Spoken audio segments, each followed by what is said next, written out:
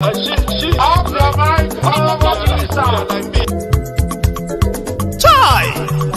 Now wow, people wey suppose talk truth to power don't off mic. And if we talk, now 500,000 they go summer us, call them hate speech. But fear not, Maiyegun don't come. Ingo torchlight every corner, nooks and cranny of all these bad people where they spoil our country.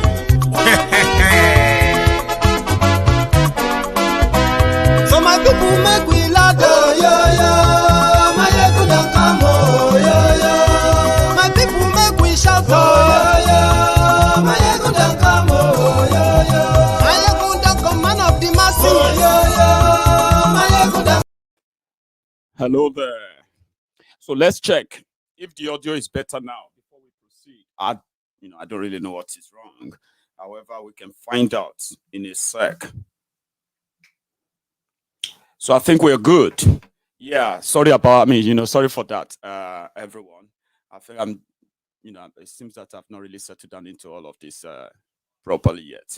However, we will be fine. Thank you so much for joining me tonight. This is Maiyegun Live. And if you have read the caption of the broadcast, you can make your own contribution accordingly in the comment section there. And if time allows or if time permits, we will be taking few calls, the second part of this broadcast. Okay. So thank you very much. If you can hear me clearly, then I think we are good to go. So I decided to treat this topic wholly tonight, simply because just like we have, it all started with Boko Haram. Boko Haram.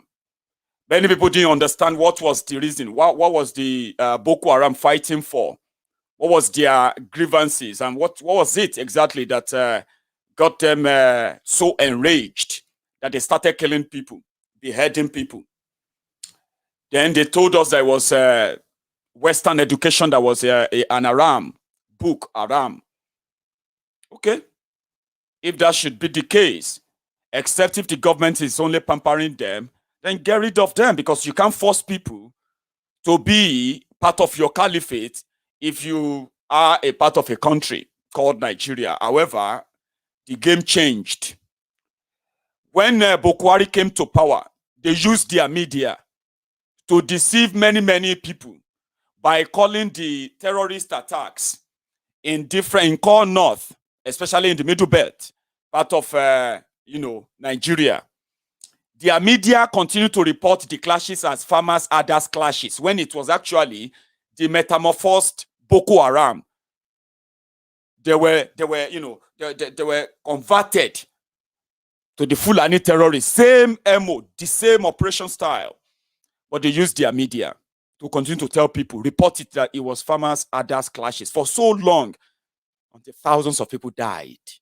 And it became obvious that they are not farmers' others clashes. They are, in fact, Fulani terrorists, former or member of Boko Haram. Same people, same media. They have started changing. They've also changed the narrative again from bandits, from Boko Haram to Fulani others clashes, now to bandits. Now the new one they are propagating in the southern Nigeria is called the UGM, unknown gunmen. You see all this group of terrorists that are cascading every part of Nigeria as we speak right now. They are of the same root, but their media in Nigeria as we speak, UGM, unknown gunmen, right? Unknown gunmen, unknown terrorists, burning down police station, killing policemen, killing security officials and all that, especially in the eastern Nigeria. They are already using the media to engrave it in the brain of the people. Unknown gunmen, unknown gunmen. Who are the unknown gunmen? Now they are warning unknown gunmen. How can you warn people you can't see? It is deliberate. And that's why we have to talk about it. The industry, the terrorism industry in Nigeria has become a huge one. And the way of moving all these terrorists and all their moving them around into their different cells all over the country. One of their easiest way is through the mass transit, either through Dangote trucks or any of those cows and then ram bringing trucks to the southern Nigeria. Yeah, they use them as the conduit of moving the cell of terrorists, of people who have no businesses in where they are going to, but they planted them there and they'll give them a bike. In Lagos State, as we speak, you have more of these unknown gunmen carrying you to your next destination in Lagos State right now. Talking their AK-47.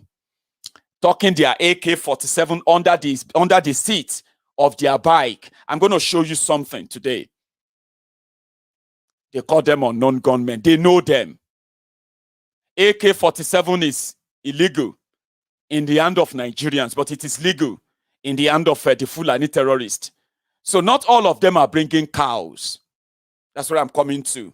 And when they call them unknown gunmen, they are just trying to prepare you for the same way they prepared you for Boko Haram and what Boko Haram is fighting for, just to turn everybody into the caliphate and turn everybody into the way of Allah, their own Allah.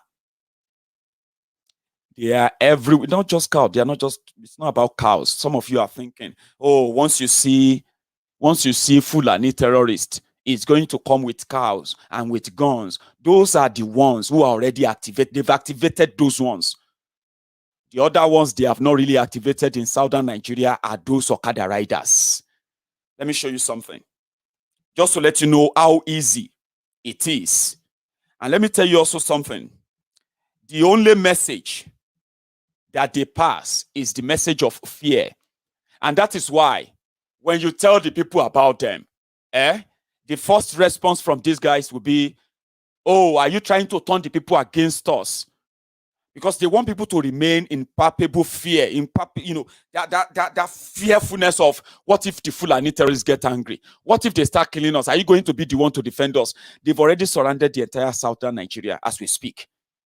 And there is no election, there is no presidency, there is no nothing that will be given to southern Nigeria that will deactivate these guys. Only when the people themselves decided to deactivate them, Okada riders. Let me show you how easy it is to tuck in a gun, AK-47, under the seat of your Okada.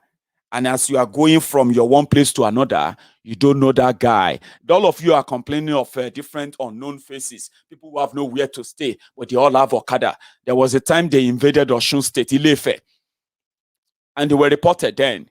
And we don't know what happened to them. They said they were travelers. Hundreds of Okadas. Now, look at this.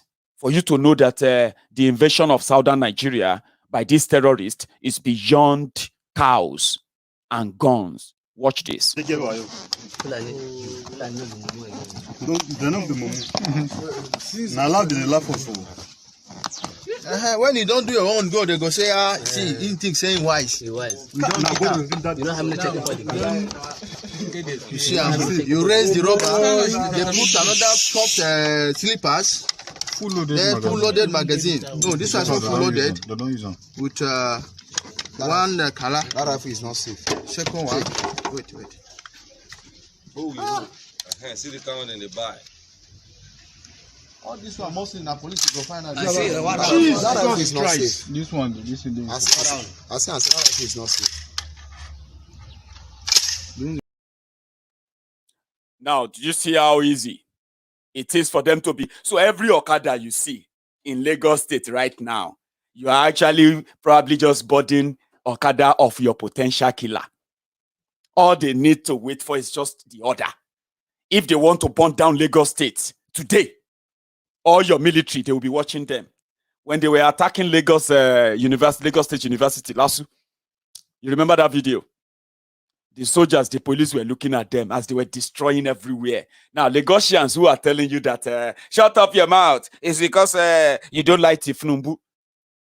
When you are sitting on that Okada in any part of southern Nigeria, as we are talking right now, and you know that they have weaponized poverty enough that even graduates, Yoruba sons and daughters who are graduates, who have nothing to do, roaming the street, they've turned to Okada riders. Now they know their peers. They are also, changing turn with that Fulani terrorist with his AK-47 tucked under his Okada seat. He's just waiting for that order. Where are you going to start from? Who is going to disarm these guys? And they're everywhere. So it's not just about cows. For those of you who might think it's simply about cows, it is not always about cows. And here we are today. The narrative of UGM, that is the new one. That is what they want us, those of us from the southern part of that place, yeah? They want us to begin to now talk about UGM, unknown gunmen. So they will be the only one to come out. They will say, oh, we have arrested 14 Yoruba boys. They are the unknown gunmen. Oh, we have arrested 16, or we have killed for this, for that. They are the unknown gunmen. So your media will say, the Nigerian army, they killed 14 unknown gunmen. Their names, you'll be seeing Emeka, you'll be seeing Adeola, you'll be seeing Adebayo, you'll be seeing, all those things. Because they are already using their media to prepare you. Who are the unknown gunmen? Boko Haram members. You get it now? Very soon, you will read it in their papers that unknown gunmen kidnap unknown gunmen, raise down the palace. They are burning down. They are burning down police station now. That is the start, so that their media can keep reporting, and all of you can stay in that confusion. Like, hey, unknown gunmen, no. Hey, unknown gunmen, we're done, no. Or meanwhile, they are using their media to prepare you for that. It is the same MO. When these Fulani others farmers clashes started. Or started increasing, like getting higher. Then people were telling us that they were not Fulani herdsmen, that these guys, they were either former soldiers who are trained in a tactical operation.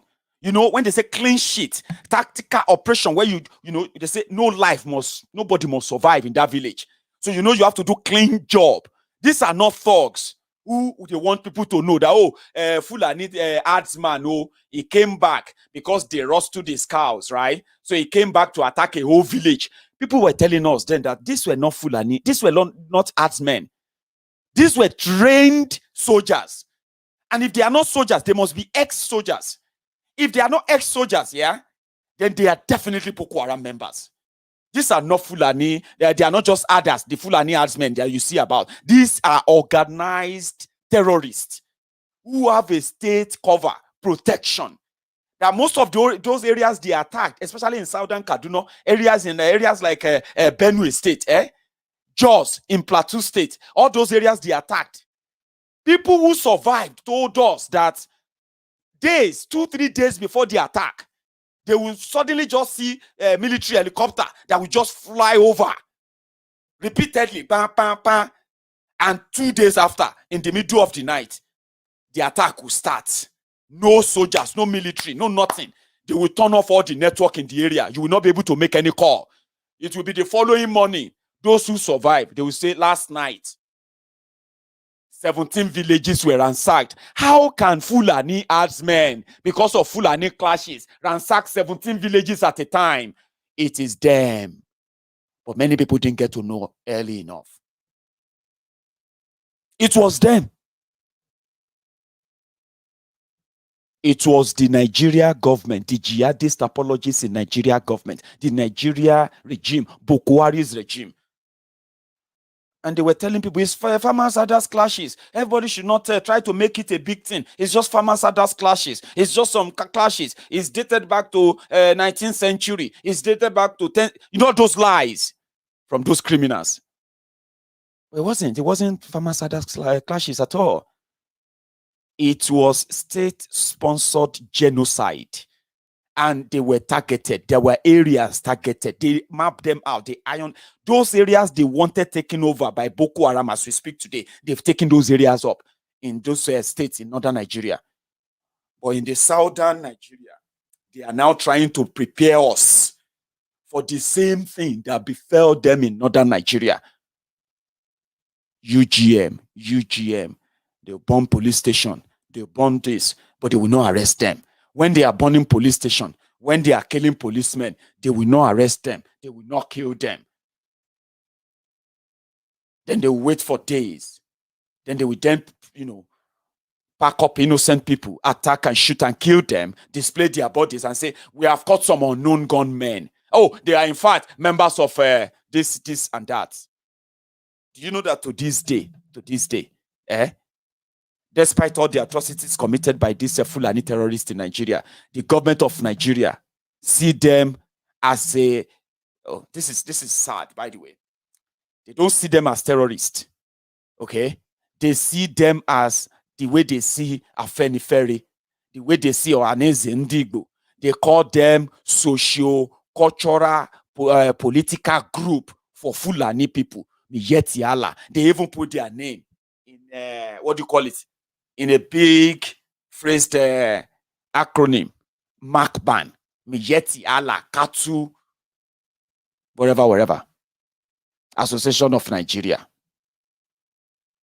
Cattle breeders, I think. They call themselves MACBAN, Miyetti Allah, Cattle Breeders Association of Nigeria. And they are so powerful to threaten elected governors in southern Nigeria. If you don't give us your land, if you don't give us Ruga, we will make the southern Nigeria ungovernable. Under Boko Haram, they were not declared terrorists. Rather, Yoruba governors are meeting everywhere. Yeah, Igbo governors are meeting. Where can we give them? Which land can we give them? Let's give them protection. 5 days ago, Ebonyi governor called the Fulani terrorists. He called them our brothers. Bandits, he said, bandits are our children.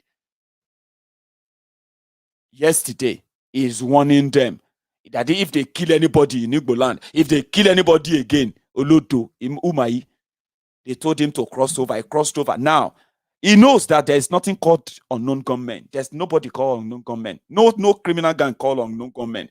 That is a media creation. Boko Haram are in eastern Nigeria as we speak. Boko Haram, they are in western Nigeria as we speak. Boko Haram, they are in the Niger Delta as we speak. They are just waiting to be activated. For those who might just be joining me, let me show this to you again.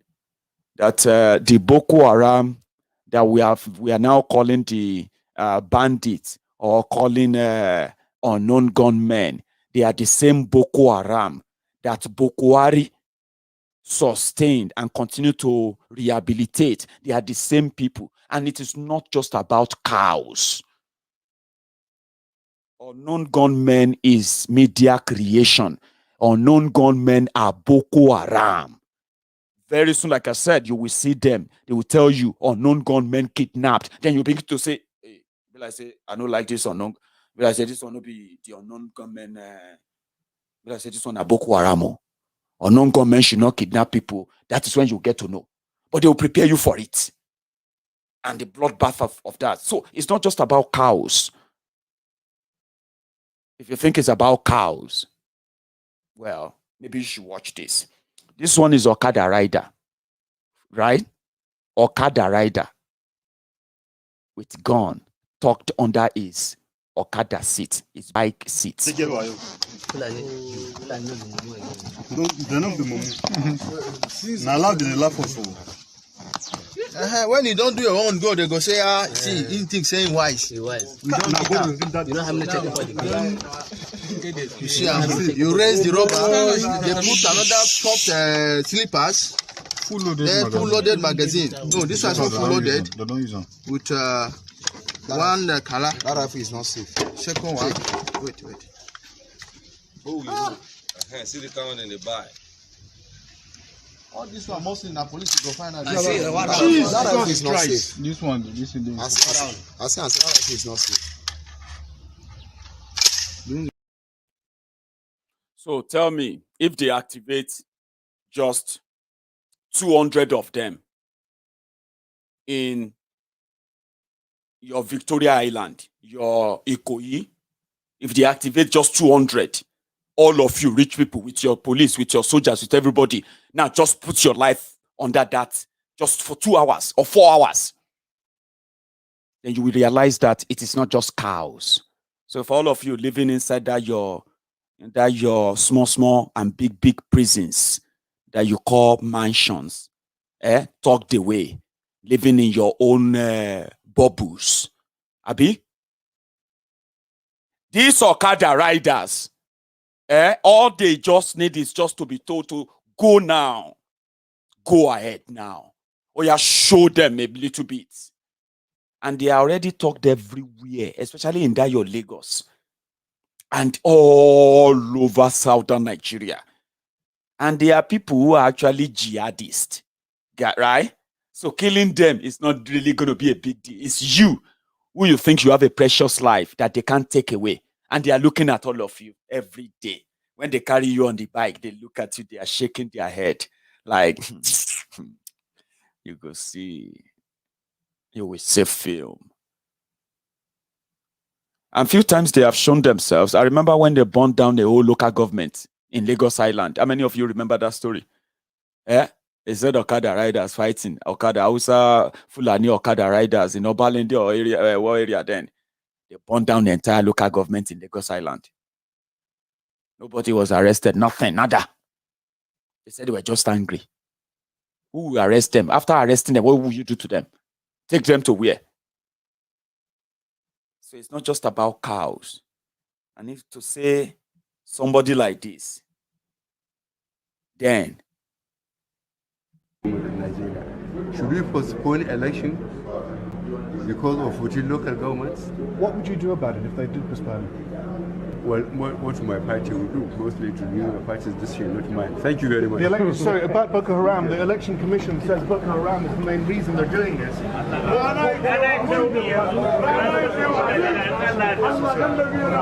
Afghanistan and Nigeria were fighting wars and conducting elections. What is Boko Haram? That's what he said. What is Boko Haram? What is Boko Haram? This was in 2015, oh. Today, you can't even see him. He's a ghost. So don't let anybody lie to you about this UGM or no UGM. Just like this born liar, fake pastor. You and I know that the most important thing is that when the righteous are in power, the people rejoice. Let me ask you a question. Are you rejoicing now? Under this government, are you rejoicing? Very good.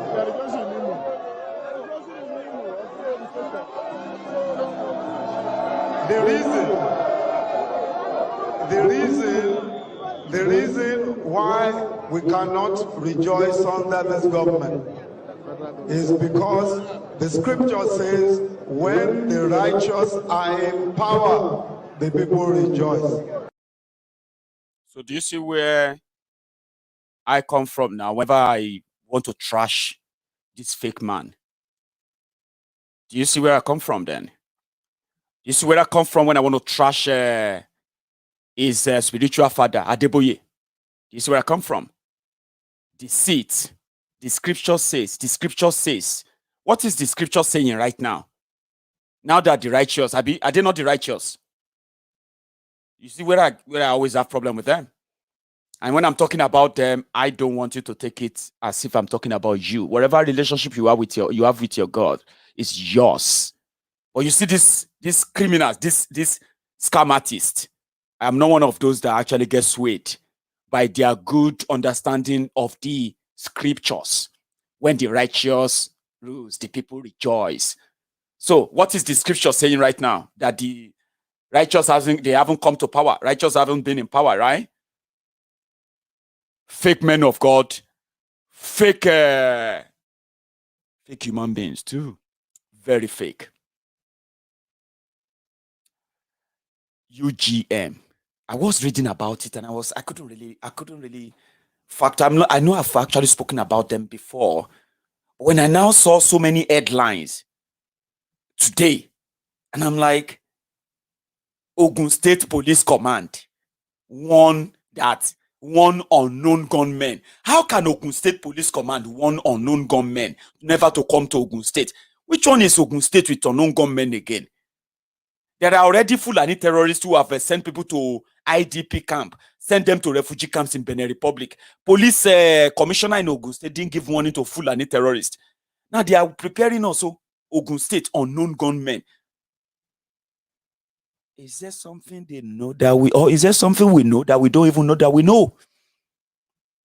Unknown gunmen in Ogun State, unknown gunmen in Oyo State. Very soon to be unknown gunmen all over southern Nigeria. Meanwhile, it's actually the same Boko Haram. They will now make you stop talking. They will say, those who are doing that thing, they can never be Fulani. They must be unknown gunmen.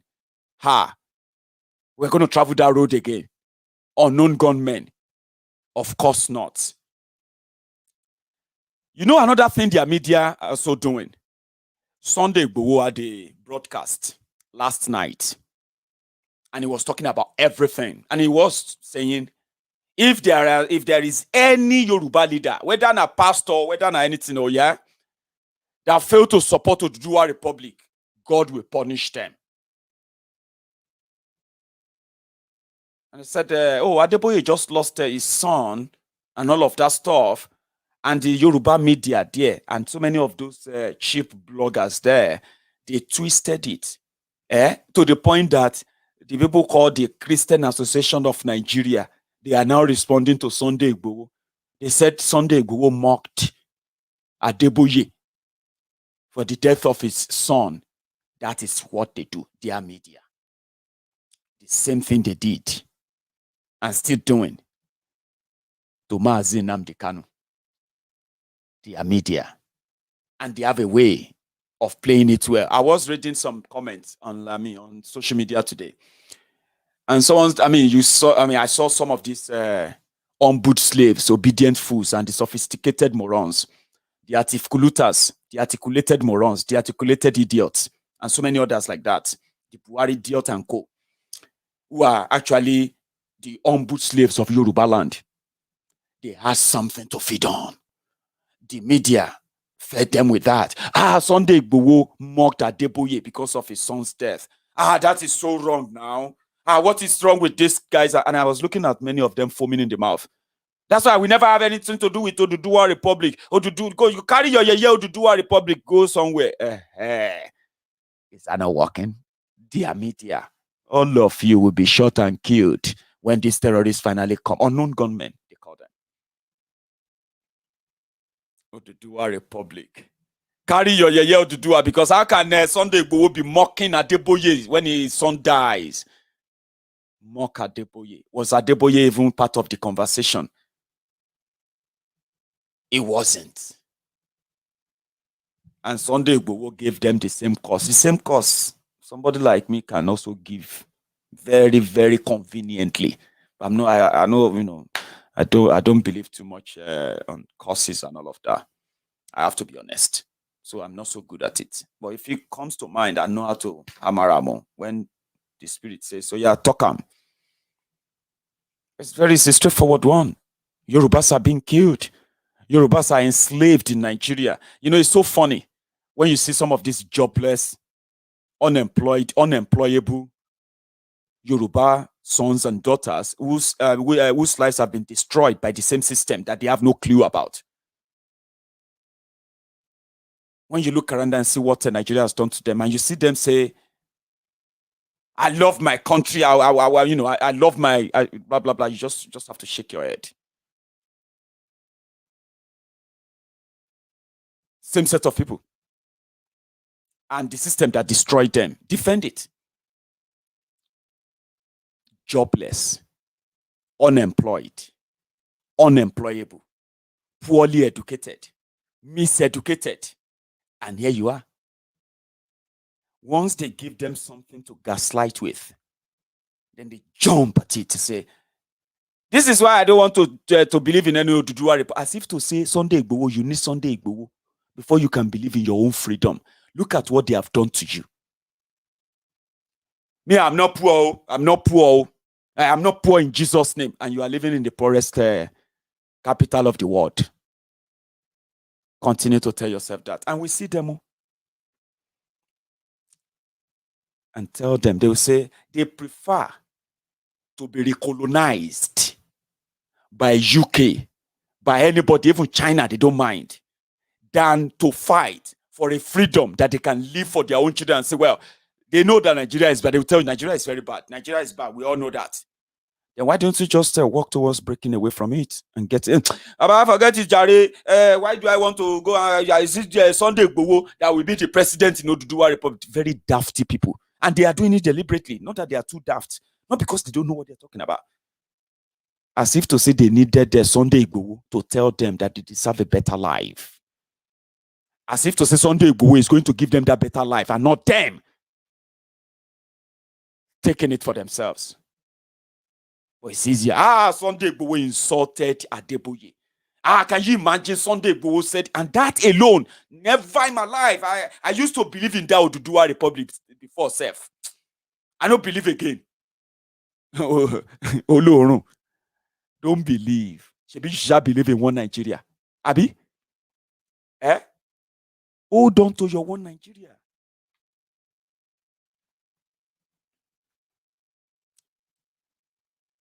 So do you really think everyone needs a Sunday Igboho to tell them before they realize that they are already messed up being part of Nigeria?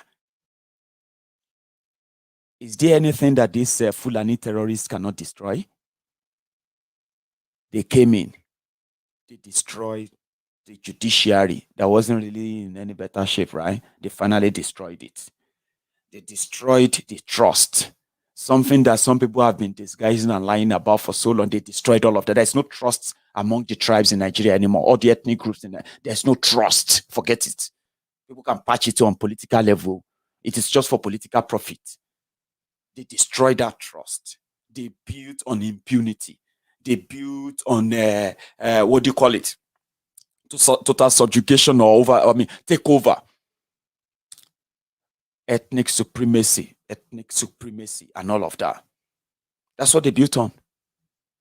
And that drifted everyone apart.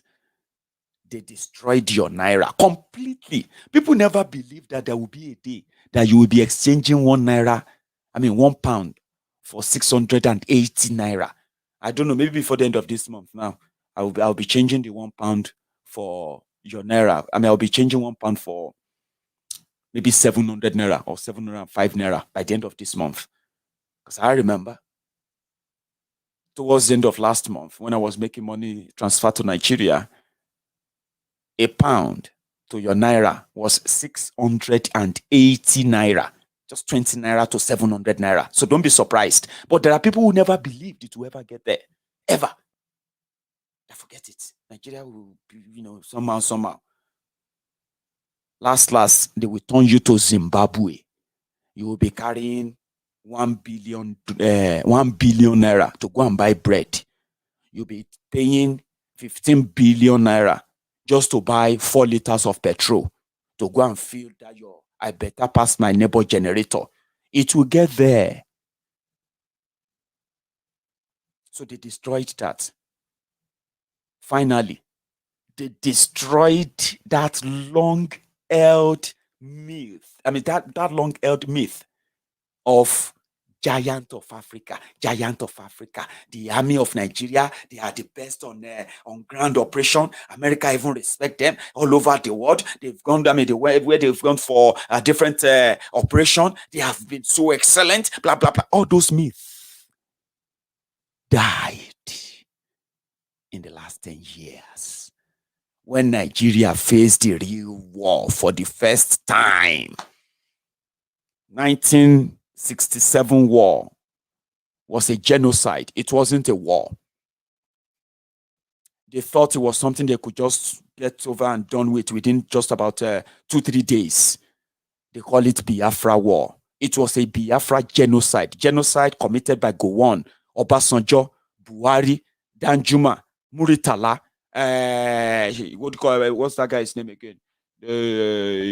Yaradua, Theophilus Danjuma, and the rest of them who committed that genocide.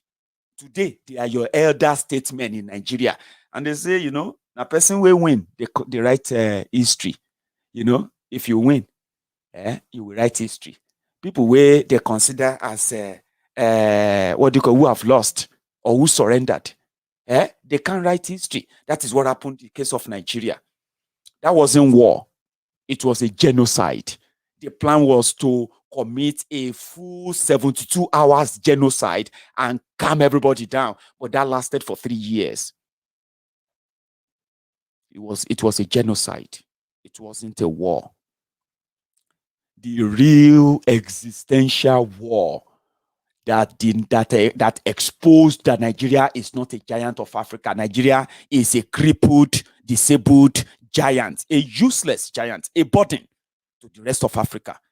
And that burden is about to eat Africa now, because Boko Haram has finally decimated and desecrated Nigeria, that he has balkanized Nigeria.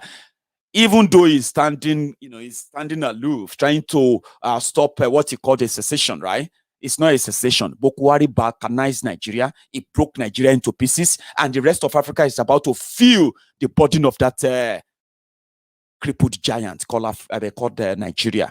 Imagine Boko Haram. Imagine if Boko Haram were just somewhere in another African country. You will see Nigeria. They will send soldiers, ECOMOG. They will dress up. They say, see our soldier. They will bring the war to an end. You know all the atrocities they committed in Sierra Leone, atrocities they committed in Liberia, atrocities they committed in different other African countries. They buried those atrocities because they are Africa atrocities. Nigerian army, Nigerian soldiers is a story for another day. But you will see them. They will dress like, say, command and all of that. We're gonna bring peace to Liberia.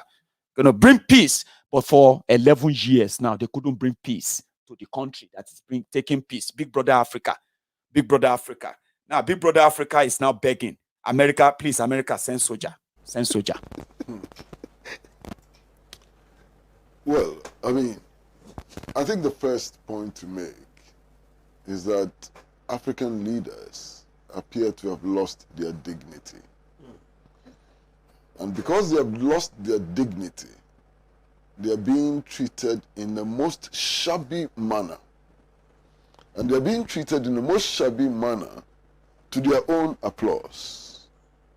I'm embarrassed by this so-called meeting between the presidents of Nigeria and Kenya with the U.S. Secretary of State. It's embarrassing. Now, one, since Joe Biden came to power, he has been all over the world, meeting his colleagues, foreign ministers, and so on, of smaller countries. Countries which don't have the endowment of Nigeria. Nigeria is a major country. It has a population in excess of 200 million. That is what Nigeria is. Nigeria exploits 2 million barrels of oil a day. Nigeria is a major player in world affairs. Anthony Blinken is not talking to the Nigerian foreign minister, he's talking to the president. You understand? It makes me sick. Quite apart from that, Blinken has been all over the world, traveling all over the world, meeting people, discussing American foreign policy and so on. When it comes to Africa, he says, no, I'm not traveling. We'll do Zoom call because I'm afraid of COVID-19. What rubbish. Is Africa the epicenter of the pandemic? We are not. His own country is topping the world in terms of the figures. And then when it comes to Africa, he will not even travel to meet the heads of states. He will do Zoom call with them, and they are happy. Unbelievable. You put that aside. What right has the United States of America? Nobody say we are surprised, though. We just want you to know that Nigeria is just a burden, a total burden. In fact, from the intel we received, their old-time friends, Obama and co, they don't want to have anything to do with these despots. Yes. They've done a lot. They don't, in fact, from what we have been told, they said Biden don't even want to try to talk to him like, no, talk to this guy. Okay? Because the report of the killings in Nigeria is right there in Washington. Well, they can't help anybody until you help yourselves. until you help yourselves. Watch this video, which is somewhere in Olu, just to give you an idea. Police, DSS, and the others, they are threatening the mother. And Tata worry. It's a terrible thing. The motor was burned to ashes. No amendment, nothing. I told you. You know? Now, wow.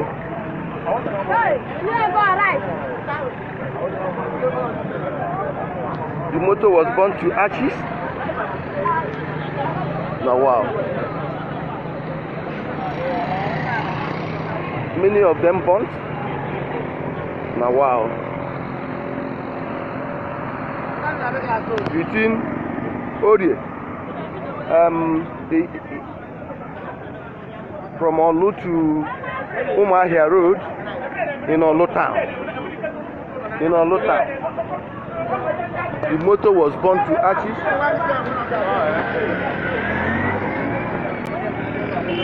Or just opposite Urban. Now, that's what it is. This was about 2 days ago. They said it was an encounter between the Nigerian army or Nigerian police and the unknown gunmen. So aftermath of that, the police anti-riot or so vehicle got burned. That's just to tell you that for 11 years that Nigerian army couldn't defend Nigeria. That's the first war. They couldn't defend Nigeria against those they now called external invaders, terrorists from Sahel, terrorists from Niger. They call them foreign bandits, foreign Fulani, because they want to lie to you. Because that's what they do. For somebody who saw this years ago, because, like I said, this is the first war the Nigerian army are actually fighting. Obasanjo, Boko Haram, Danjuma, Babangida, Abacha, what's that guy's name? That terrorist who they use his name for airport in Lagos, Muritala Muhammad, and all of them, they didn't fight any war to defend Nigeria. Do you know that? They just awarded themselves general, major general, lieutenant general, flight lieutenant general, general this, general that. They did not become general because they defended Nigeria anywhere. Nothing. It was because they committed genocide in 1960, from 1967 to 1970. It was that genocide in Igbo land that made all of them general. Now, look at all the general. Buratai the butcher and this current one that is, Atayiru is a major. We see the major, general, major. All these ones became major during Boko Haram war. And for 11 years, instead of Boko Haram war to end, it has now turned to a swap war, a Fulani terrorist war, a bandit war, unknown gunmen war. And it's becoming more and more every day. 10.5 trillion naira spent. Don't forget that as well. They never fought any war. They say, do you know how I put my life in line for Nigeria? Which life did you put for Nigeria? Which Nigeria? The one that after you committed genocide and you all shared the whole loot among yourselves. Those who will take Koi block, to Koi block. Those who will become permanent lifetime ambassador. You shared the whole thing. Those who will take land here and there. Is that not what the spoil of war is for all of you? So which war did they fight for Nigeria? Let's ask ourselves. Did they fight any war for Nigeria? Did they? It was the genocide they committed in eastern Nigeria. After that, when the Biafrans surrendered, they started giving themselves, and that's when they shared Nigeria. That's when they shared the power better. These guys never fought any war. These guys are just freeloaders, bunch of opportunists. General Obasanjo. Which General Obasanjo? My brother, some people will be like, Maiyegun, you know what? Don't talk like that. Maiyegun, don't talk like that. Okay, Obasanjo try. Obasanjo, if not because of Obasanjo, Egbon or Denio, You are so there. I am asking you, which war, which external war, where you see that, even Bakassi Peninsula, which happens to be Nigeria, part of Calabar, part of the people of that that area. Calabar, Bakassi Peninsula. Obasanjo just gave it away. Cameroon, take the land, Jare. We get too much land. It never cared about the people from that place. Because according to them, no be land. Anybody where they there, make them go live for Cameroon, or they should come inside Nigeria and be refugee. Obasanjo. Land is the reason why Palestine and Israel, they never find peace. You know about it now. State of Palestine, state of Israel. Now because of land, that was what Obasanjo gave away. They said the world court, it was a court judgment that gave the Bakassi land away. Bakassi land away. Even if just 100 people are there, Nigerians, that's where you fight or you go to war with Cameroon. To hell with whatever nonsense court. But it's a lie. Narenji, padi. Which document then they give World Court that gave the Bakassi Peninsula to Cameroon? It was that they don't care. They have shared what they can share. If they are telling you today that Nigeria cannot break up, because if you break Nigeria up, Obasanjo will need visa to go and visit some of his farms in northern Nigeria. Or did they not tell you that he has farms there? Operation Feed the Nation, with lands allocated for Operation Feed the Nation all over the country, including in Igbo land. Some of you, when you begin to open book, you realize that Obasanjo get ruga for your land in Igbo land. Operation Feed the Nation, Operation Feed the Nation. So if you break up Nigeria, if Biafra go, Obasanjo will need visa to go to Biafra to go and check his farm, or he will have to sell the place to the Biafrans because it may be too expensive to be traveling to Biafra to go and see his farm. That is why Tinu Iku, Tifnumbu of Lagos, Jaga Bandits said, Nigeria cannot break. Why would Nigeria break? When Baba done they hide some oil block for Niger Delta, if they give him presidency, he's already eyeing some oil block. That okay, you see that one? They have told me that one is the most lucrative. Now Tata family get them. Now the first one I go use executive order collect be that. Nigeria cannot break this time around. Over my dead body. Let me die before you break Nigeria. I have my dream. What is Tifnumbu's dream? Is also hide few things that they feel like, if I become president like this, now that one I go take. You see that Unewi Onitsha Road, I go change them. They have to call it Tifnumbu, Remit Tifnumbu Expressway, and we'll put a toll gate there, and then we'll collect money there. If they've already mapped the whole place, and you want to break Nigeria, and you want them to agree, and you want Tifnumbu to come and tell you that he has a great plan for you, just wait for me. Let me be your president. And you want us to just sit back and say, okay, maybe. Let God do it. Which God? To hell with you and that your God that you are waiting to do it. Some of us are not going to wait for that your God. Because we can see clearly. We are not waiting for any sign. Let us wait for signs and wonder. From who?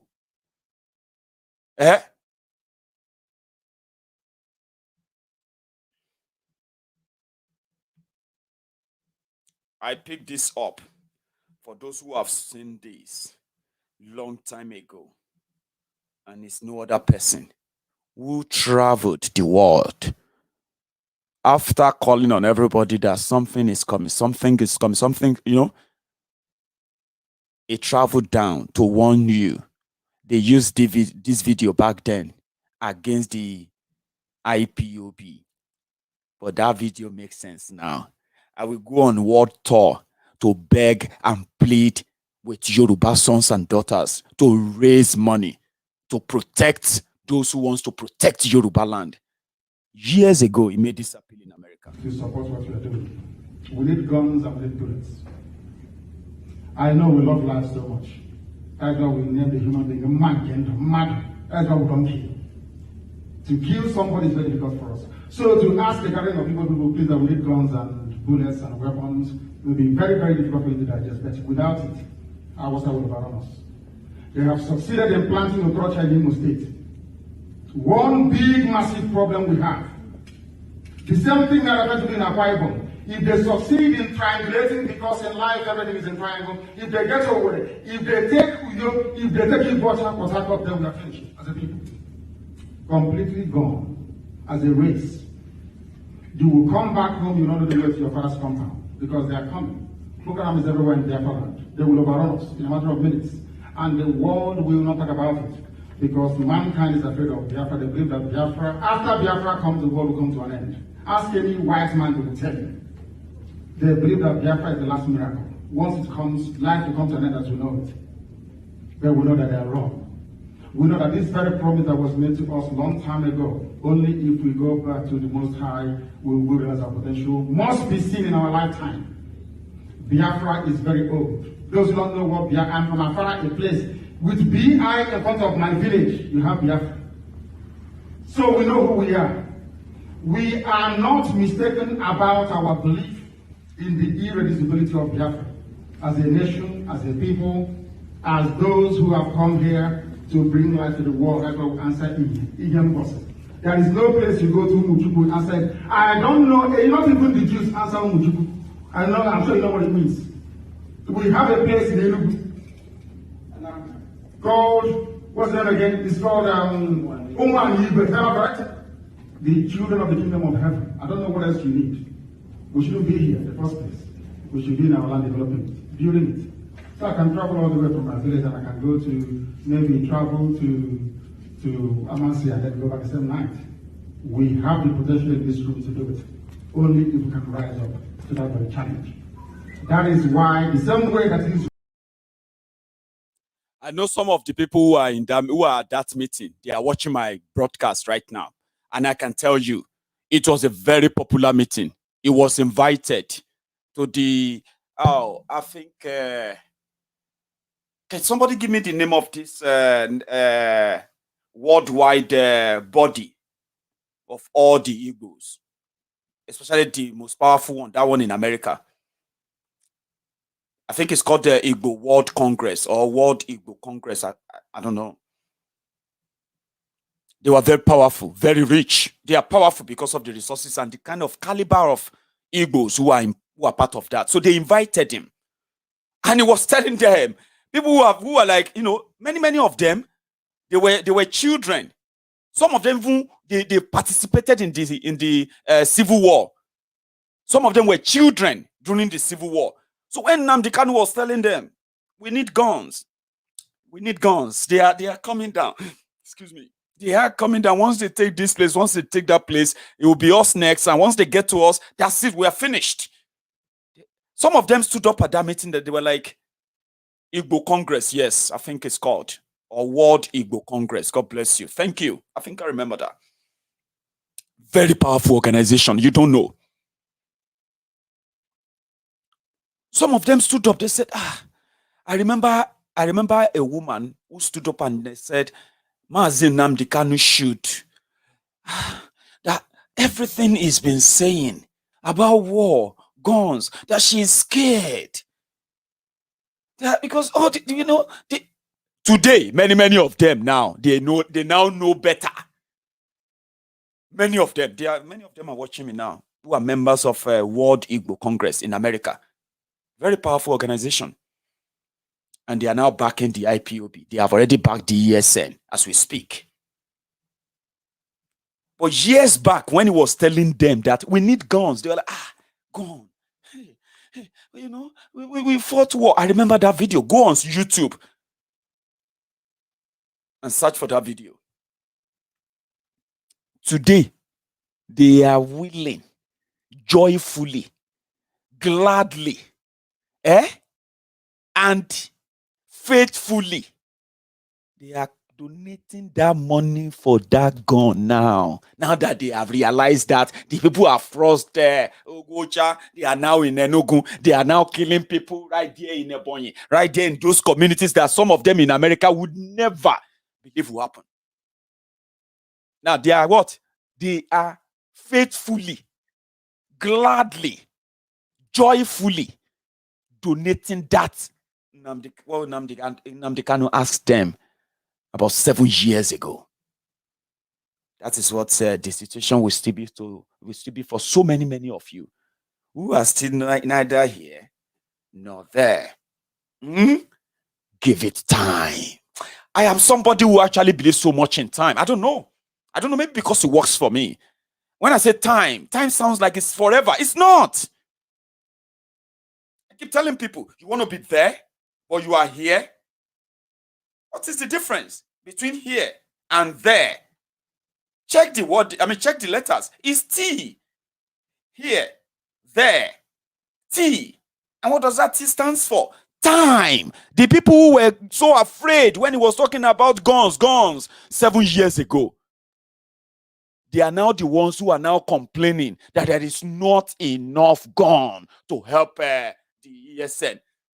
Think about that.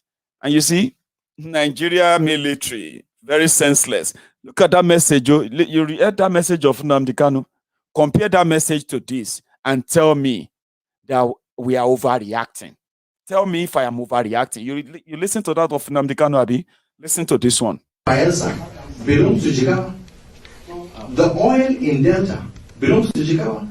As long, yes, because we are called Nigeria today. So that's what I'm telling you. The oil belongs to us all. And we, as Nigerians, shall do everything possible to make sure we take that oil so that a lot of people will have the oil as well. Will have the money of the oil. Anybody who thinks the oil of Bayelsa belongs to only Bayelsa is just deceiving himself. As long as we are in Nigeria, we will make sure that we have uninterrupted supply of oil so that there will be uninterrupted supply of money to Jigawa State. As long as we are called Nigeria. So of course we are not the same people. We have to understand that, look, I am a Fulani man, and Izo is different, Yoruba is different, but then God has made us to stay together. So why can't we attempt to stay together? And I honestly do not mind, even if we're going to part ways. Let's sit on the table, around the table, and agree that, look, that oil of Bayelsa, Jigawa cannot have a share. No way. You know, I don't mind us talking like that. But as of today, that oil, we shall do everything within our means, everything with our blood, to defend our oil in Bayelsa. And that's not a laughing matter, by the way. This statement was made years back. It's not a recent video, so don't think it's new. It's not. But some of us can't just look away. We keep records of this. Even if we have lost them, we look for them again when they are relevant to be used. Because they made that statement and they meant it. Every word of what he said there. As long as you are still part of Nigeria, even if they have to go to war to prove it to you that that oil in Jigawa, Bayelsa belong to Jigawa, is right. It's now up to you to compare. Before now, there's Nnamdi Kanu want to cause war. If you go on social media now, and you write anywhere they are mentioning Biafra, IPOB, and you say Nnamdi Kanu just want to cause war, even you will get met down with the kind of response people will give to you. You know what? Because they don't care. They are no longer afraid of that threat. Oh, you are calling for war. Oh, they will just kill you again. You are just calling for war. When you are already butchering them codedly, telling them not to cry, don't scream, shut up, stop crying. Is it not just your leg will cut off? Is it not just the brain of your child will blow off? Come on, shut up. So don't cry. Shut. And you are you that is living in the bubble in Lagos, living in bubble in London, living in your own bubble in America. You are telling those who are already living through war as we speak right now, you are telling them they are cutting for war, for asking to be allowed to leave. Listen, let's be clear. Biafrans are not saying they want to control Nigeria. They are not saying they want to control Yoruba land.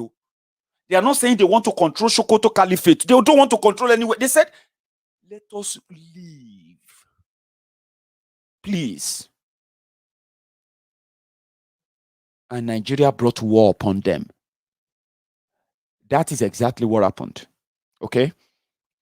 Fulani terrorists are attacking us in Yoruba land right now because they want to take our land so that they can create local government areas for them. So that you can also be having at your state executive meeting, you have to appoint Abi, once they have local government, when they have be part of the government, you have to elect them as local government chairman. The land belongs to them. That's what they are doing to us in Yoruba land, though. And us talking now. They said we are asking for war. It's not that we went to Sokoto, that we want to control Sokoto, we want to control Kano, we want to control Jigawa, or we want to control Yobe, or control Niger, or control anywhere. We are just our own people in our own space, yo. Terrorists crossed the border, started killing our farmers, started killing our people, kidnapping our children, our women, raping them, ransacking our villages. More than 100 villages have been ransacked in Yoruba land. In fact, in Ojaodon, in Ogun State, people from that place are now refugees in Benin Republic. They didn't leave their land to Sokoto. They were just there, and they brought the war to them. And Yoruba says, Oduduwa Republic. Say, you are calling for war. Hello. Share normal. Because that's what comes to my mind all the time. How does that make any sense? A Fulani terrorist that doesn't speak my language, they don't even communicate. They come for same thing. Unleash terror, fear, and force the people to accept the option for peace that we are going to give to them. Today, Yoruba governors Yoruba governors called for peace meeting. In that peace meeting, all those who are affected by Fulani terrorism in Yoruba land, they were not invited. All the royal fathers or Bale from those communities, they were not invited. But they called the meeting of all the Yoruba governors in Akure. Guess who are the special guests of honors? The The jihadist governors whose states have been overrun by terrorists. They are the people who led Miyetti Allah, the special delegation, to Akure to meet with Yoruba governors. They are talking about peace, how to build peace. The victims were abandoned wherever they are. But Miyetti Allah and their terrorist governors, Yobe state governor, he lives in Abuja.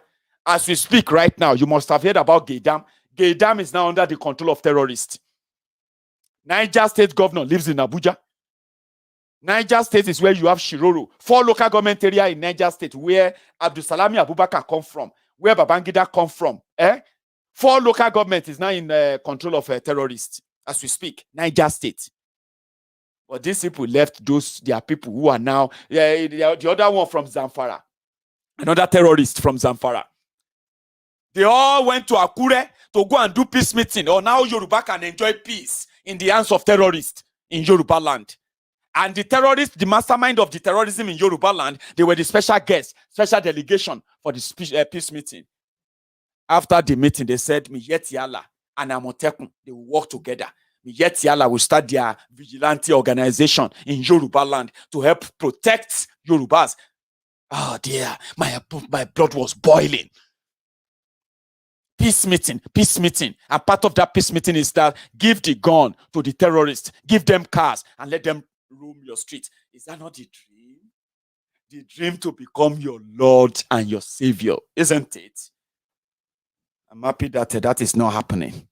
Okay? And it will never happen. If they try it, we will crush it. Nothing like a unity beggar. We know those who are doing unity begging. And we know those of our brothers and sisters who will tell you Nigeria is one simply because they built a filling station in Borno, Boko Haram territory. Look at the video of this man I'm about to show you. It's an old video, okay? But they have killed him. I just want you to see that you being so stupid, being deceived because of whatever they are, crumb or whatever you are benefiting from the system, or just to spite your own brothers to say, it's not true. This guy was the governor, is now the senator from Borno. And if you know this guy and his story, please tell me. One Nigeria unity beggars.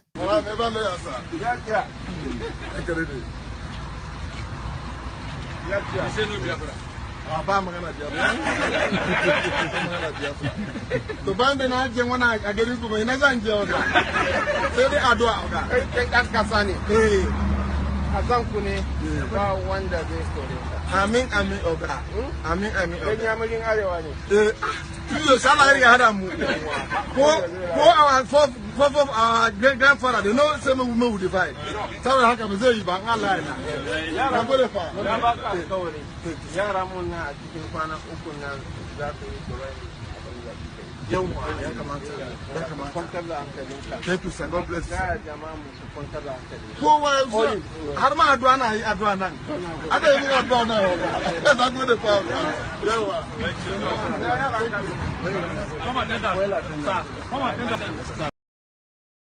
They say Boko Haram killer. If you know that story, please let me confirm it in the comment section. They killed him. It's not a new video, but in part of their propaganda to say they love Igbos. They love Igbos. It's been there. We said our grandfather did not want us to be fighting. We are one Nigeria. They used him for the propaganda. And a blessed man, Igbo man, who went to Borono with his money.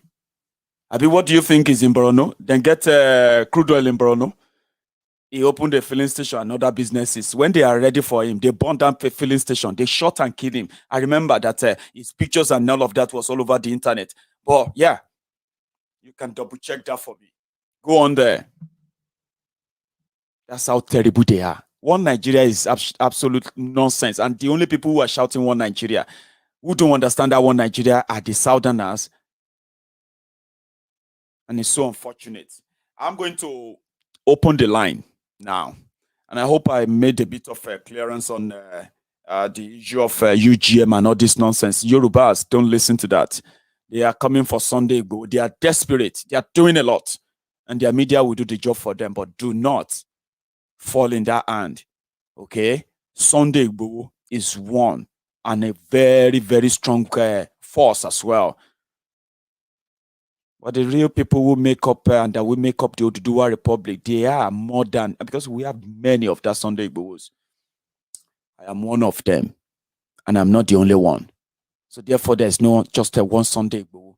What is driving the Yorubas right now to demand for a self-determination and Oduduwa Republic is beyond that sentiment of if Sunday Igboho say anything about your pastor or about your imam, to hell with you and them. If you feel offended, to hell with you and them. And I mean it.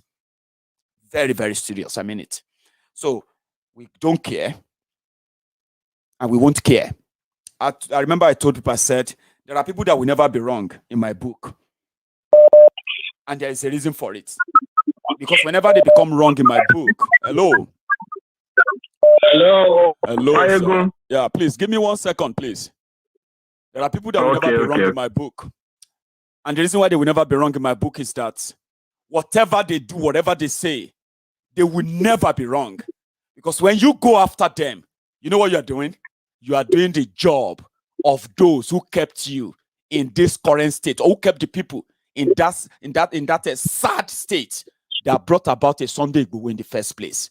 If everything was fine, there would never have been a need for a Sunday Igboho. So Sunday Igboho and everyone that is standing up for what is right, they will never be wrong in my book. To hell with your pastor and your imam, or whoever they are, if they feel offended. Hello. Yeah, Maiyegun Samuel from Canada. Samuel from Canada. You are live, sir. Sorry for keeping you waiting. No problem. I called the other day. Yeah, I've been following what you're saying, and you see, one very important area that keeps baffling me is the fact that many of these are big so-called men of God are mute, or rather silent, in the face of blatant evil. At times I just cannot understand it, because I am a Christian, and a Christian of repute. I know that God hates nothing more than injustice, because you can't have peace. Obviously, if there's no justice, there's no equity, there can't be peace. So if you control so many people, I'm with you, sir.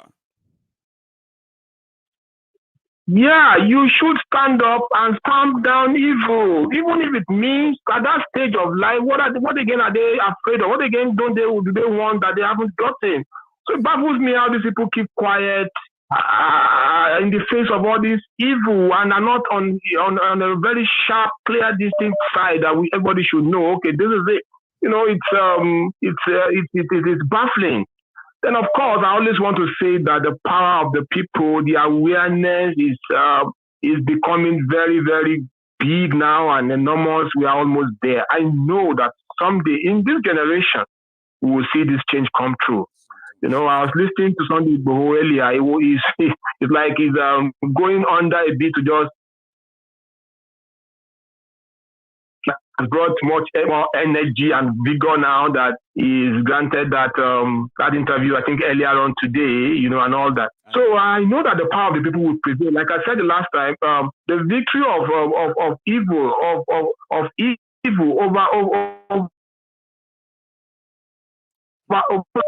they can't have it work for them all the time, all in their way.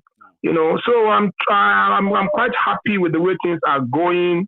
Please always feel free to call behind the scene if there's anything we can do and all that. We'll be glad. We'll be glad to support. Yeah, we'll be glad to support because everybody wants to have a peaceful home he can go back to. You know, when you look at it, there's really nothing here that we cannot produce back home. And even more, we've got the weather, we've got the resource, we've got everything. Just this evil, you know, governance and all that. So please keep up the good work. I'm with your program, and I support you in every way. We're praying for you, and I know that God always answers the truth. Yes. Thank you very much. I appreciate Thank you. It. So you're so yeah. Let me take another call as well. Thank you so much, sir. I've got another caller. Hello. Hello, Maiyegun. Happy Sunday. Sir, I'm very well, sir. Your name? This is my colleague from France. Christopher from France. You're live. Thank you very much, Maiyegun. I so much enjoy your program. Thank you for your great job. God bless you. God bless Mazina Dikanu. God bless Sunday Igboho. God bless you. One thing I want to quickly say here. You know the problem of these Nigeria people. Some of, not just a lot of them, you know. If any of them marry to be feeding with the oppressor, immediately you comment or you come to criticize that oppressor, they start seeing you as enemy. Imagine this pastor, what they call the other one, who was a running mate with Boko Haram. Bakari. Who said, Bakari. It's another, let it come from my mouth. They should not say she will say. That is another evil man who said, Buhari, you can pay for Buhari, say after Buhari is in the next president. But now, why is he not using that power to enlighten a congregation that it was a mistake and support this man? Have he apologized to Nigeria? No. Have he apologized to Nigeria? But if you Maiyegun today say this man is not a man of God, these Lagos Ababaku, the humble slave, they will come for you. They start writing nonsense. Is the same thing they are doing to Nazikanu. Is the same thing they are doing to Shore today. These people are their slaves to this Nigeria, what they call pastors. In France, where I live today, I don't see anybody go to church. A white man will tell you, you pray. Good, it's good for you. But believe you have to wake up and look for a job. That's right. You have to have a contract. And you have to work to enable you to go to shop and buy something. But it's only a Mumu Nigerian man will say, I'm at home. My pastor say I should pray with holy water. God will give me job. A country where the government don't produce job. Pastor Adeboye is patrolling himself with DSS and military. He said that Nigeria should pray for insecurity. Are we not really stupid? According to Mazina Dikanu say, black man. Oh, I don't know the God that created these black people. I don't know the God that created these black people. Pastor Adeboye will be there telling you to pray while you walk around with DSS. My goodness. And you believe these fools? And you believe these demons? These pastors who are working for the government, who are part of passion of evil leaders? You believe them?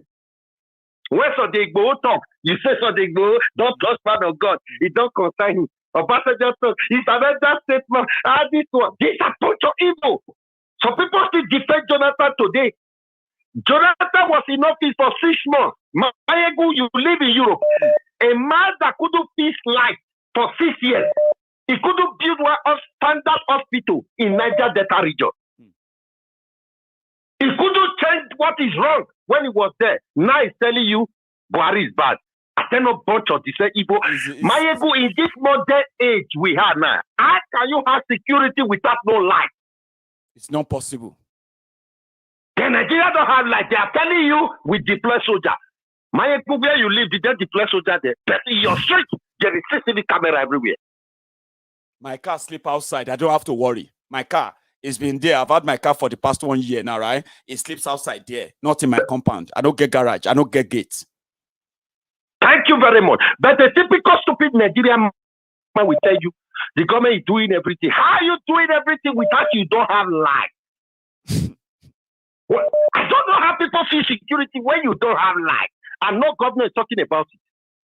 For me to not waste your time, thank you very much. Thank you so much, man. Let me take another call. Right. You have a good evening, okay? Hello. I've got great guys on Maiyegun's diary. These are great thinkers that I can sit down and listen to all of you all day, all night. Hello. Hello. Hello. Your name? My name is Oyeniyi. Oyeniyi. Where are you calling from, sir? Yes. I'm calling from United Kingdom, South London. Fantastic. So you are live now, please. Go on.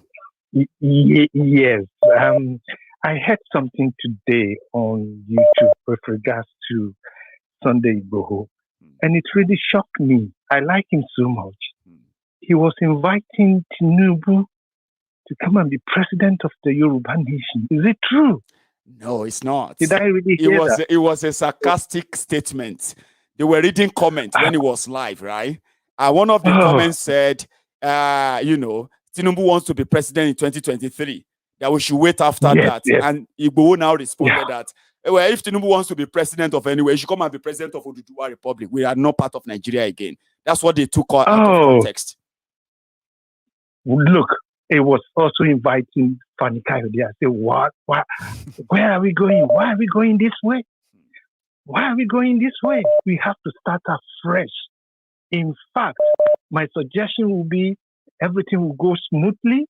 And 20 years back, everyone that is participated in this government should be barred in Yoruba land. They should not be allowed to participate in any future government. Honestly, morally, at all. They shouldn't come here. Yeah, we don't want a Yoruba nation to be turned into Tinubu family PLC. You understand what I'm talking about? I'm with you. Yeah. I'm really, I couldn't just control myself. I said, I must get. I'm so sorry, because you are not alone. Waiting. There are many people who felt that way too. I've been reading a lot, right? But Sunday Igboho is a guy that speaks straight from his heart. It's just to tell you that he has no animosity. He has nothing personal. It just felt like if Yorubas can get it right, why can't we just do it on our own? And Sunday Igboho is not that kind of a person who is so diplomatic like many of us who wants to choose our words. You know what I'm talking about? Yeah. We will manage it. Okay? It will never do anything wrong. Nothing wrong. If I think he should be a leader, it doesn't matter if you don't speak English. It doesn't matter. That's what I'm saying. We'll manage it. It doesn't matter. Exactly. We'll manage it. It doesn't matter. At the same time, if we have to, go on. Yeah.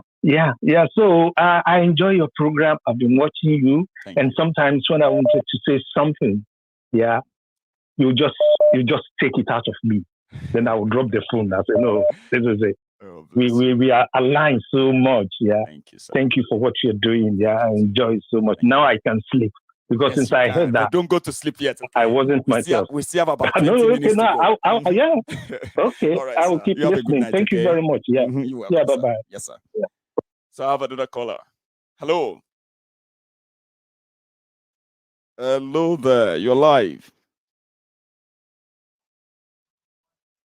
One sec, sir. Hello, sir. Can you hear me?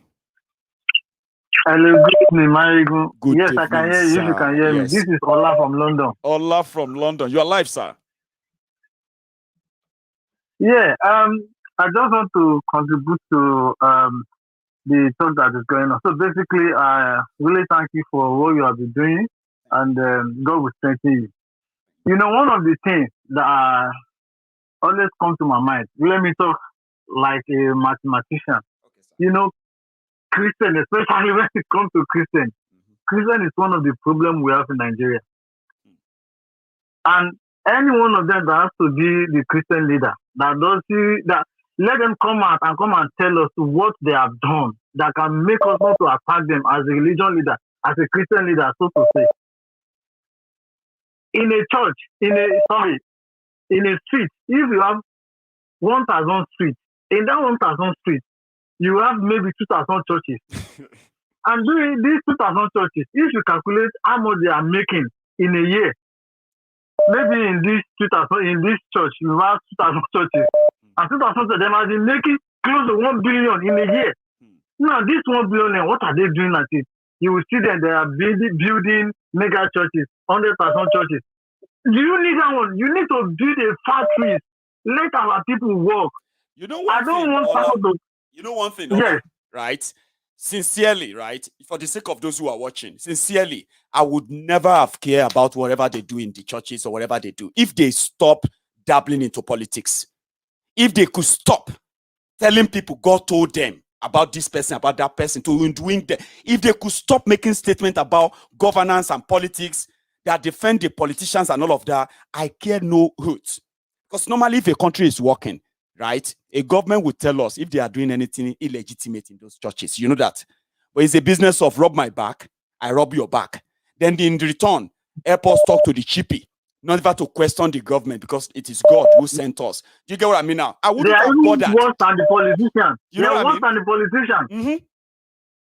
They are worse than politicians. Let all of them that are going to see the one in Astro, let them come outside and come and tell us what they are telling the person there. Who is the person they are saying?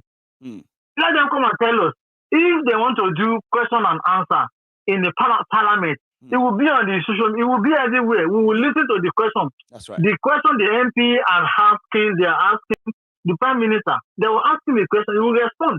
How come? If all these pastors, they went to see the one in Astro, whatever they are discussing with him, let them come and tell us what they are asking him. The question they're asking is respond.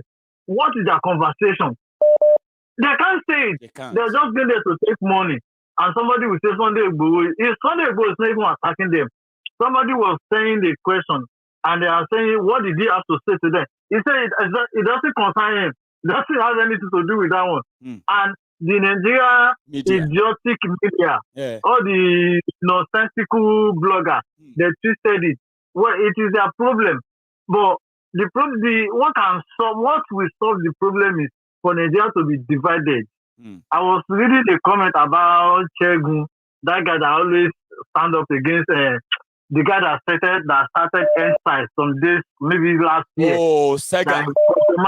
Yeah, Sega. He was making a comment that dividing Nigeria, he doesn't see any advantage there. And I was about to respond, then I look at all the people that was committing. I found out that they share the same idea of looting people because it's one of the part of the panel that later declared that they didn't kill anybody in Lekki Gate after some time, as they are going with their saga. But then, the solution to our problem is to divide the country. We have studied, we have read, we have, all kind of things we can study. We have come to conclusion. I'm one of the persons that love Nigeria. I'm one Nigerian person. But that we found out that it can't work. This is not the Nigeria you want. Even if you are one Nigeria before, right? I bet this is not the type of Nigeria you want. Now, they have told you that you can't have the Nigeria you want. They've told you can't have it. No restructuring, no nothing. Forget it. Yeah, no restructuring. Then we have to go. Now, when you look at our military, the forces have been compromised. I have 10 friends in the military personnel. All of them have been killed. One of them that resigned, thank God he didn't get killed. He told me, that 95% of the military are foreign fighters that are being reserved for the war they want to carry out to Islamize the country.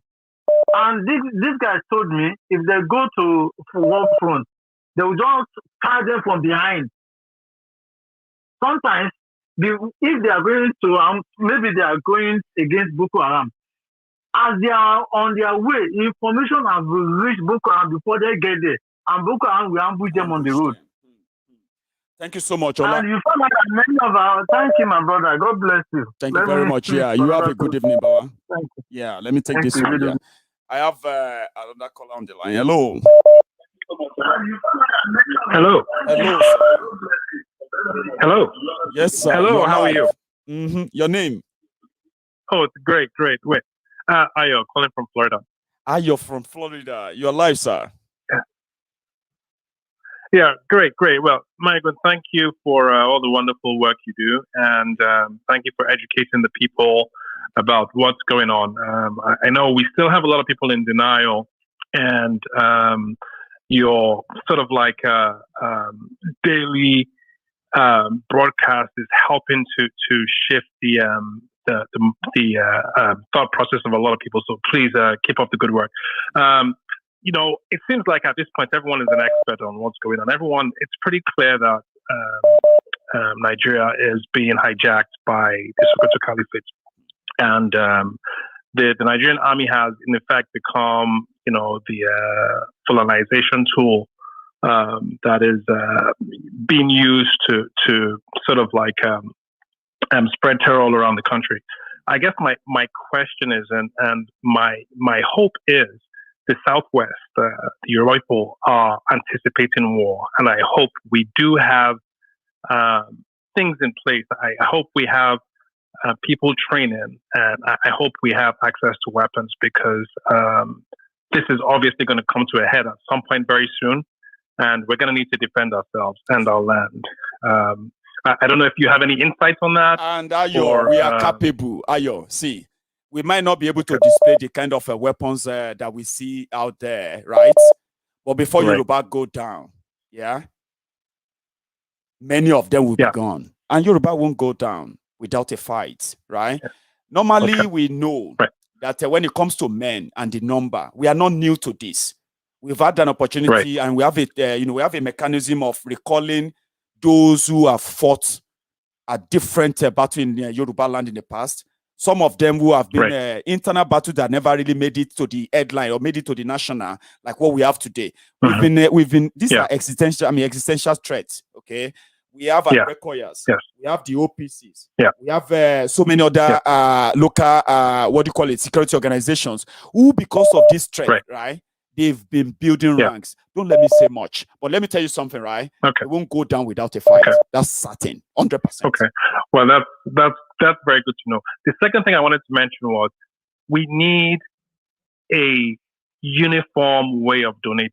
There's people like me in the diaspora that want to donate to a credible source, but there doesn't seem to be one. Yes, I've donated to different groups here and there. We need one sort of like well-known way to donate to this cause. Clearly, training, weapons, protecting ourselves is going to cost money, and there are a lot of people that are willing to donate. We can talk about this till kingdom come. It's action that really matters. So if the sort of like leaders of the resistance are paying attention and hopefully watching this, please try and get a singular source together where your people in the diaspora can at least confidently donate their money. Support regularly, yeah. I have been trying. I have to say this also on camera for the, just because you mentioned this. I have been trying to bring Iba Gani Adams, Are Onokakanfo. I spoke to him once. Yeah. But he seems to be kind of careful now, especially for media interview and all. I said, let's just please keep in touch. Not now. I don't want to appear on anything for now, right? He told me that. And then the leader of Ilano is Shokon Yoruba, right? Which happens to be the umbrella body for all other organizations championing the Oduduwa Republic awareness campaign and every other moves, okay? Including legal parts. Professor Banji Akintoye. I have tried to call him several times. I have not been lucky yet. I know if I manage to bring Baba Akintoye on this program, he has that credibility that I am confident of with what they have done so far. That if he gives us his blessing, right, we can set this up for them abroad, right, and get the money down to them regularly. I know about that, but we need, like you said, I also need that thing before I can tell my friends that, we've had it. Because we do need that. We need a regular funding for these guys. Yes. Yeah. And that's probably the most important thing. And we have so many people willing to donate.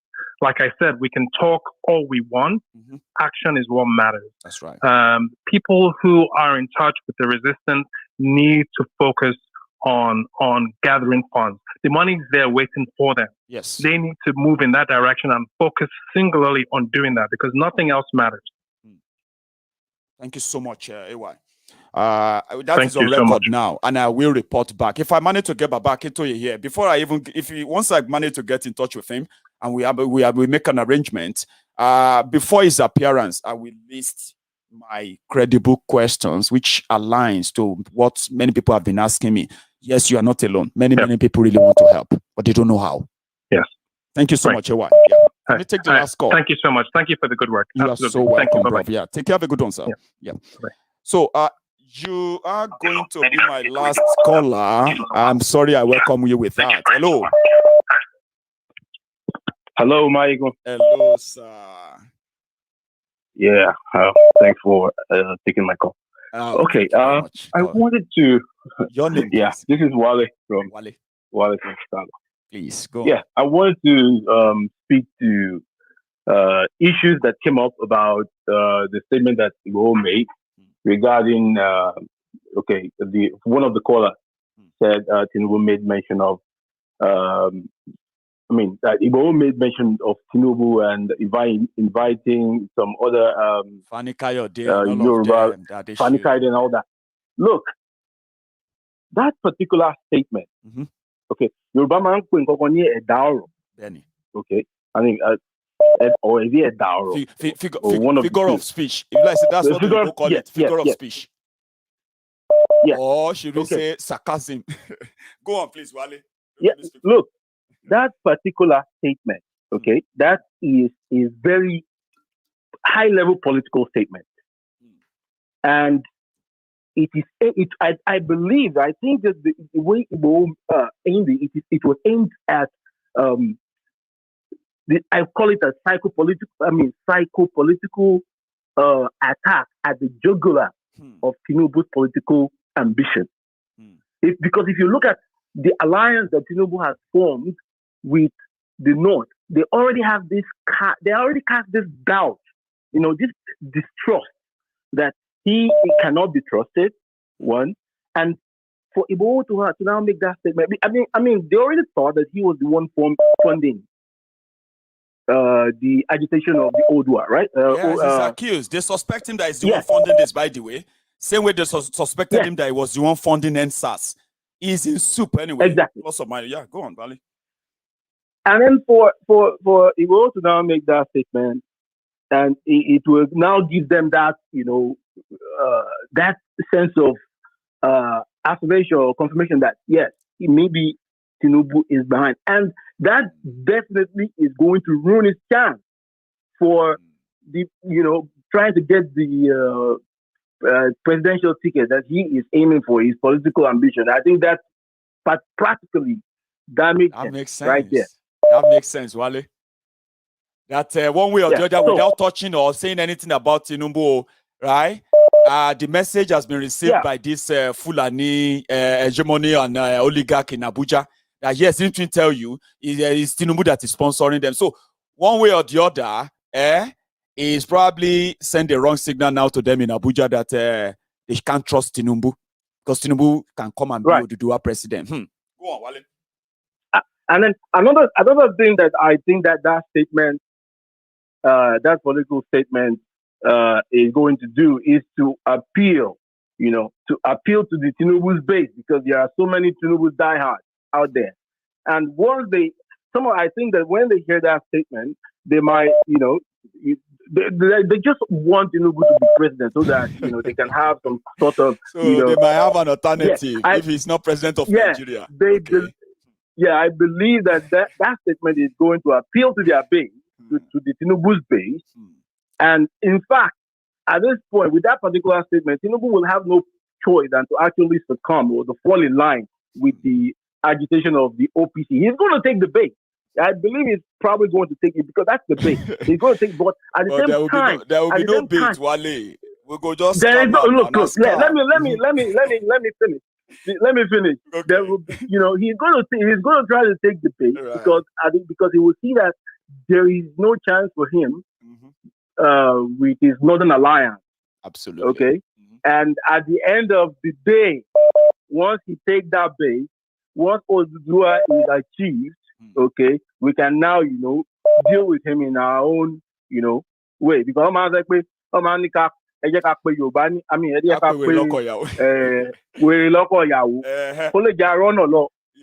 right?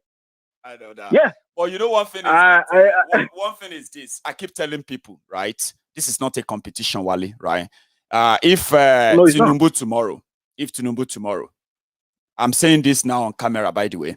If Tinubu tomorrow turn around and start championing Oduduwa Republic and renounce Nigeria, I will forget everything I've said about him right away. Not because he's coming to come and become president. I'm talking about if he can renounce Nigeria and begin to talk about Yoruba, defend Yoruba, and stand genuinely, right? But it's not going to happen now. We know that it's not going to happen. You know that I actually regarded Tinubu. I took him in high esteem, even though I'm the kind of person that I'm not say celebratory freak or I don't understand. There are many of us who are like that. Look, I used to like him too. In 2000 I really used to like him, but I don't consider him as he's just a political godfather in Nigeria, and I acknowledge him. That was it. He's an opportunist. He's an opportunist, a disappointment, and there's no other thing to qualify. He really is. It really is, because in 2010 I actually had. He is a total disappointment. I met him in 2010 when he was in Chicago. He came to one of the eatery. I mean, there is something that do here in Chicago, Taste of Chicago, and there was this one person who wanted to meet him. Yeah. And you know how Nigerians are. They I want to meet him. What is about? I went to Tinubu, I spoke to him, and I actually brought him to the woman. Okay, but then I respected him, even though they wanted me to. They were taking pictures. I didn't have time because I had places to be. Okay, there are actually many people who actually liked him. No. See, this is not us trying to be nice to Tinubu now. Okay, we are just talking about there are many of us who thought it was the real deal, but we know better. Yes, yeah, we now know better. But but actually, to me, even while I was in Nigeria, I have had this. I'm this kind of person that even though I may not be able to put it into time, into proper words or verbally, this feeling, just like when I was growing up. Okay, when I go to what do you call it? Because I was raised as a Muslim. I would go to lectures, and when our ustads are giving all these lectures that have to do with violence, when he's describing how Umar and how he was, in the battle, destroying the enemy. The picture he paints kind of gives me it traumatized me, honestly, but. And then those pictures, the way he narrates those stories, I know he's narrating those stories just to be ready to fight for Islam or be ready to defend your religion when jihad arises. I mean, no, that is what he was trying to do. But the way he painted that picture, oh my God, it is gory, and I always have problems with that. I may not be able to ask questions because I do not want to feel ostracized among all those people who are listening to that lecture. That was how I. Anyway, Thanks, Anyway, Wale. final point. I'll let you go. I know, That so thank you very particular much. You are my political last statement. caller. Yeah, you are my last caller, so you had Oh. your stretch. You know what I mean now, but thank you. All right. Thank you Anyway, very you have much. a good evening, okay? You're welcome. All right. Thank you so much, Bye-bye. sir. Have a good one. Really sorry, guys. I know some of you are like, oh, give somebody else a chance to call in. I understand. He's my last caller. All right. I'm going to see you again tomorrow. Princess, I saw your message. I have phoned Baba Kintoye like 3 times. It's just that, when I phone from here, when I phone somebody, I don't phone them again and again. I just call you once. Once it rings out, it means you're either not with your phone or you are not in the place to speak or to talk. And I will just try you some other time. So I've tried him 3 times. I probably didn't get him the right time. So yeah, Princess, I can get across to you. I'll pick your number from the WhatsApp and I'll get mine across to you. Okay. Thank you very much. I want to bring him on. It's going to help us, especially many of us in the diaspora. His appearance on Maiyegun's diary is going to help a lot because it will help us give go ahead to everyone, every Yoruba son and daughter who has been asking, how can we help? What can we do? Set up this, set that up, right? For the sake, for Oduduwa Republic campaign. This time around, a central source that goes straight into their own hands to help us spread the awareness, and at the same time to help us provide equipment for those who will stand and defend our people in Yoruba land. So we need them to come on, and that's why I actually would love to bring both. But again, it will be a pleasure to have him. So once we have that, many of us in the diaspora will have where we are going to be remitting our small money, our big donations every month. I actually want to see where we can use what do you call it, bitcoins, the cryptocurrencies, and all of that to raise funds for Oduduwa Republic. I'm talking about real money now.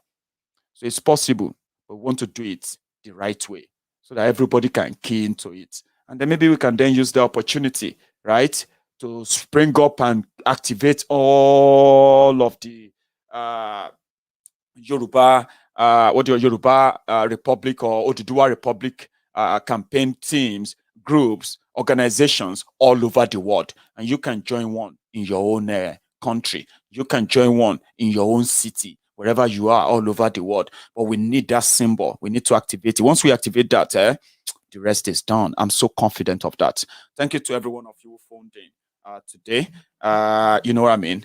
So once we are able to rally around all those that we think we can use their personality, promote their personality to the rest of the world, uplift them image enough to make them look, to make them what they should be, the torch bearer for this generation. All right? Because we are determined and we have the capacity.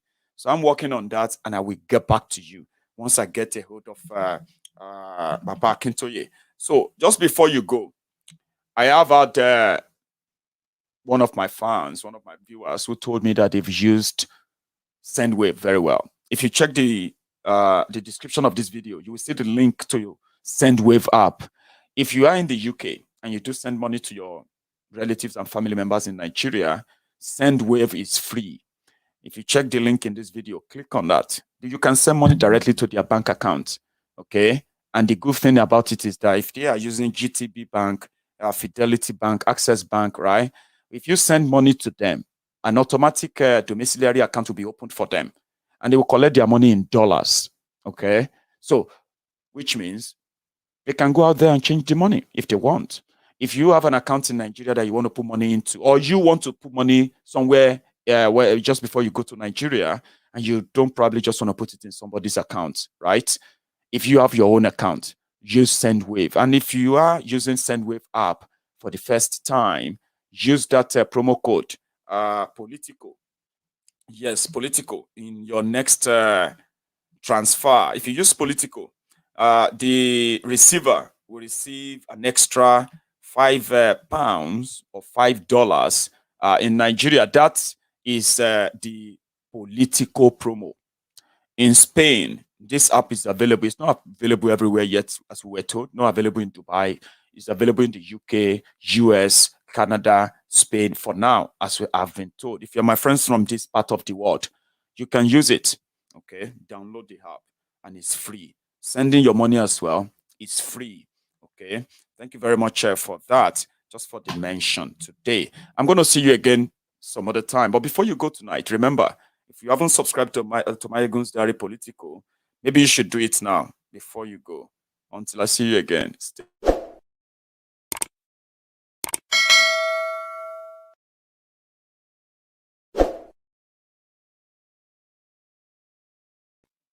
Thank you very much and good night to everyone.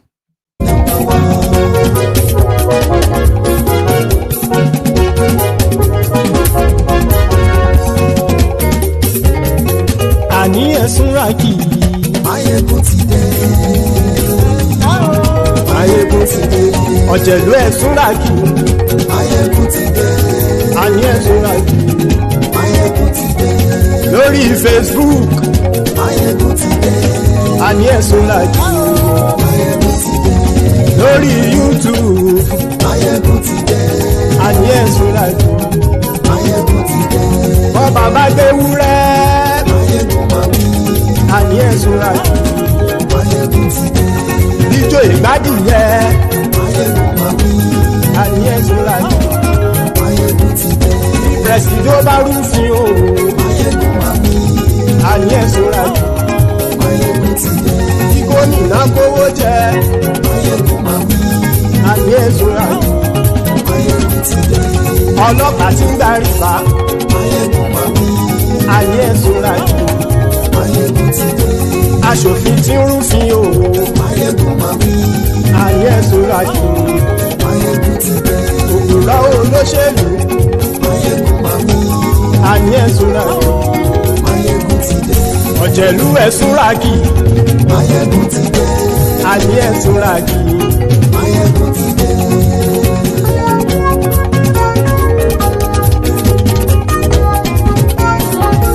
Maiyegun ti dé. Gbogbo ọ̀jẹ̀lú ẹ̀sùnra kì í. Maiyegun ti dé. Gbogbo ọ̀jẹ̀lú ẹ̀sùnra kì í. Ṣùgbọ́n ní bá ti ṣe èyí tó yẹ kí wọ́n ṣe, ọmọ bá dèrò ní fi wọ́n níran o. Maiyegun ti dé. Gbogbo ọ̀jẹ̀lú ẹ̀sùnra kì í.